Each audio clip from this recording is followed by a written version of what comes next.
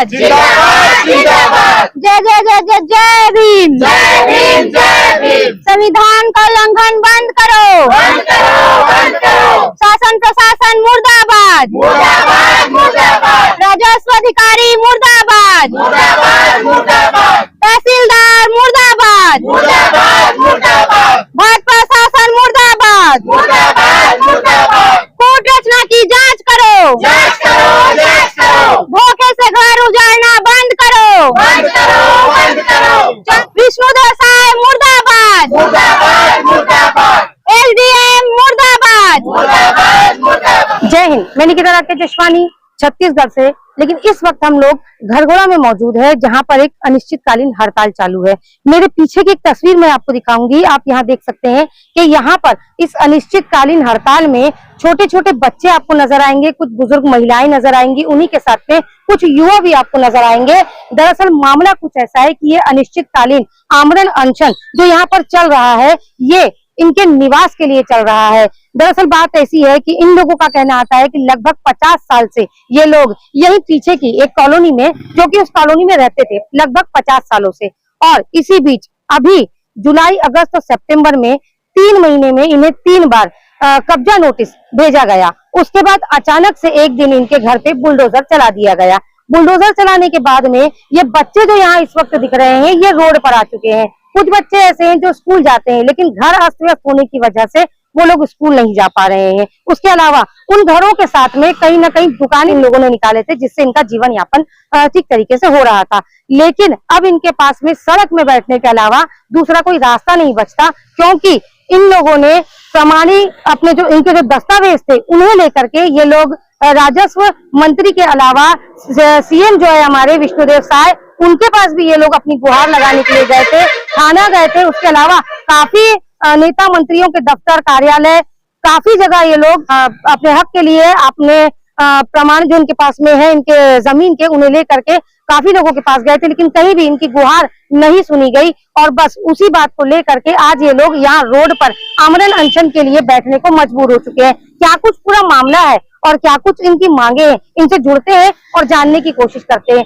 तब तक बने रहे हमारे साथ और देखते रहिए हंगामा न्यूज़। घरघोड़ा के नए बस स्टैंड में आप लोग सब यहाँ पे आमरण अनशन पर बैठे हुए हैं, क्या कुछ मामला है इसके बारे में विस्तार से बताएंगे? हमारे पड़ोसी जगन्नाथ ठाकुर द्वारा हमको जातिवाद करके हमको अपने इस आशियाना से उजाड़ने का शुरू से काफी पहले से 21 साल से षड्यंत्र किया जा रहा है, जिसके तहत मूल ये चीजें ये है कि हमारी ये जो पुरानी नक्शा खसरा है सन 88-89 की, इसमें 455/7 है, ये अंकित है।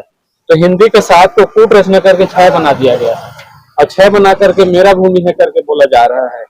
और उसके तहत हम लोगों को न्यायालय से गुमराह करके ये जो जाली दस्तावेज को पेश करके अपने पक्ष में हाई कोर्ट से ऑर्डर पास करा लिया है, और ऑर्डर पास करा के घरघोड़ा सिविल न्यायालय में निष्पादन के लिए लगाया हुआ है। तो कब्जा वारंट जारी हुआ है 455/6 के संबंध में।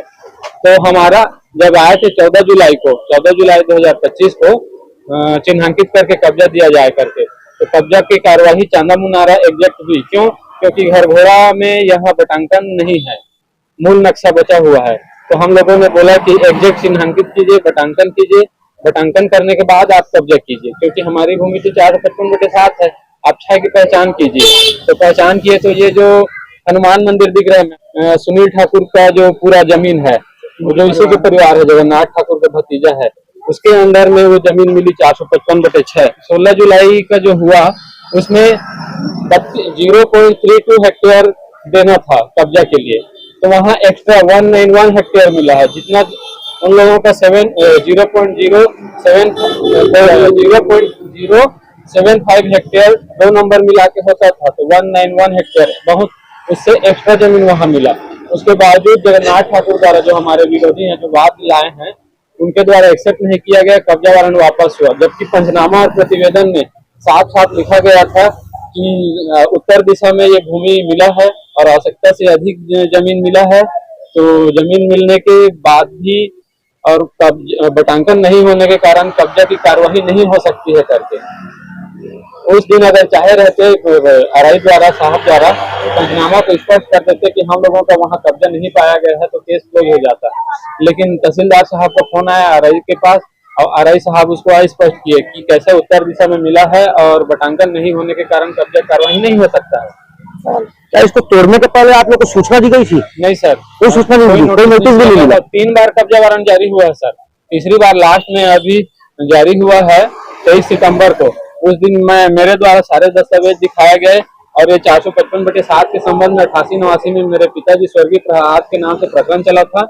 उसमें साफ साफ इंगित है कि 455/7 है करके, जो 42 साल पूर्व की बात है। मतलब बिना सूचित करे जी। अचानक से आपका घर जो है वो तोड़ दिया गया। जी। इसका जिम्मेदार किसे बोलेंगे आप? इसका जिम्मेदार पूरा राजस्व विभाग है और राजस्व विभाग ऐसा है कि उनको हमारे द्वारा बार बार बोला गया कि 88-89 में प्रकरण चला है, प्रूफ कॉपी है, नक्शा खसरा है, ये 455/7 है, तो सारे प्रमाण को दिखाया गया। उसके बाद भी इन्होंने आपके साथ गलत किया, जी, यही कहना हमने बोला 6 और 7 की अलग अलग पहचान करा दीजिए कहाँ पर है, क्योंकि आज वर्तमान में खसरा नंबर को जमीन को वो कारगिल चौक के पास भेज दिया गया है, जबकि एग्जैक्ट मेरी जमीन यहाँ है। 50 साल पूर्व 5 साल में भी मकान की लंबाई चौड़ाई दिखाती है, मेरे पिताजी का नाम दिखाता है। यहाँ कब से रह रहे हैं आप? यहाँ हम 50 साल हो गए हमें। ये सभी लोग जितने भी जी, लोग जी, यहाँ इस जी, वक्त पूरे परिवार। हैं, ये सब 50 साल लगभग से यहाँ रह रहे जी, हैं। जी। उसके बाद इस बीच में 50 सालों से लेकर अभी तक में आपको 3 बार नोटिस दिया गया। नहीं मैम, अभी जस्ट हाँ, जुलाई, अगस्त, सितंबर 3 बार कब्जा वारंट आया है। कब्जा वारंट 3 बार, 50 जी। सालों में सिर्फ 3 बार कब्जा वारंट अभी अभी आया। जी। और जिस दिन आपका मकान तोड़ा गया उस दिन बिना सूचित किए आपको मकान जी, तोड़ दिया नोटिस नहीं दिया गया। गया अभी था। आप क्या चाहते हैं सरकार से? हम चाहते हैं कि हमारा वास्तविक 455/7 की पहचान कर दिया जाए और हमें उसमें काबिज कर दिया जाए, और 455/6 की भी अलग से हम चाहते हैं कि पूरा जितने 455/6 और 7 हो उसका स्पष्ट चांदा मुनारा और उसका बटांकन करके चिन्हांकित किया जाए और हमारा 455/7 की खोज करके हमें काबिज किया जाए और शासकीय पट्टा हमें दिया जाए। ठीक। जी सरकार को कोई संदेश देना चाहते हैं आप हमारे माध्यम से? जी जी बोलना चाहेंगे हम। ये है कि सरकार जब से भाजपा सरकार बनी हुई है, हम दलितों का बहुत ज्यादा शोषण हो रहा है। ये पूरा जातिवाद है। मेरे पास बहुत सारे दस्तावेज हैं, जो मैं जिन जिन चीजों को बोलूंगा वो सारे मेरे साथ दस्तावेज के साथ प्रूफ कॉपी है। हमको 5 बार यहाँ से बेदखल करने का प्रयास किया गया है और सब सारे षड्यंत्र कूट रचना के तहत है।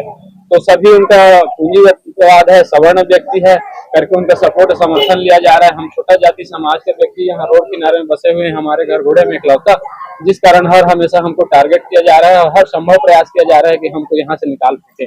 आप कब से बैठे हैं आमरण अनशन पर? अभी तो इतनी चुकी है 85/28 जो को ऑर्डर हुआ था, और अभी इन लोगों द्वारा और प्रयास किया जा रहा है कि इसको भी तोड़ने का करके, जबकि राजस्व विभाग इसको एक और त्रुटि में बताना चाहूंगा जो बहुत मुख्य है।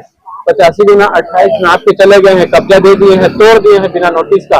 उसके बावजूद जगन्नाथ ठाकुर द्वारा कब्जा को स्वीकार नहीं किया गया है, फिर से कब्जा वारंट वापस हो गया है। इसमें साफ साफ गलती राजस्व विभाग की दिखती है, जबकि मेरे द्वारा बार बार मना किया गया कि आप 7 और 6 की अलग से पहचान कर दें करके, और उनके द्वारा नहीं किया गया। प्रकरण भी दिखाया गया तो वो बोले कि पुराना है, उसको हम नहीं मानेंगे। तो क्या पुराने और नए में अंतर होता है?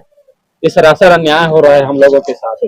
नाम बताइए। मैं भरत खंडेल, पिता स्वर्गीय प्रहलाद खंडेल। हम चाहते हैं कि हमारे साथ निष्पक्ष न्याय हो।